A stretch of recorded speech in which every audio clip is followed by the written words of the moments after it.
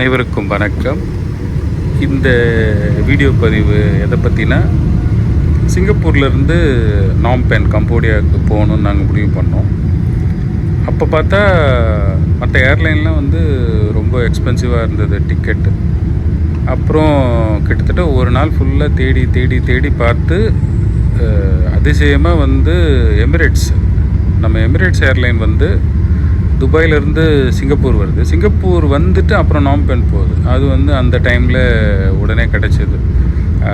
250 Singapore dollars ஒரு ஆளுக்கு, up and down economy.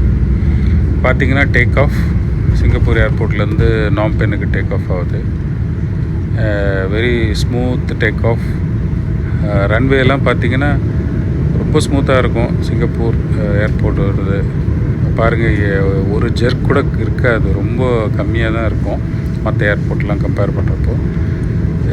ஏதோ என்னுடைய ஹம்பிள் ஜேர்னியில் ஒரு சில ஏர்போர்ட் பார்த்துருக்கேன் நிறைய டிஃப்ரெண்ட் கண்ட்ரீஸில். ஸோ இது சிங்கப்பூர் ஏர்போர்ட் ரொம்ப ஸ்மூத்தாக டேக் ஆஃப் ஆனவுடனே பார்த்திங்கன்னா நம்முடைய ரைட் சைடில் சிங்கப்பூர் ஏர்போர்ட்டோட ஃபுல் வியூ அப்படியே தெரியும். ஏன்னா இது நார்த்து சவுத் ஓரியன்டேஷனில் டேக் ஆஃப் ஆகி முதல்ல அந்த கடல் மேலே பறக்கும்.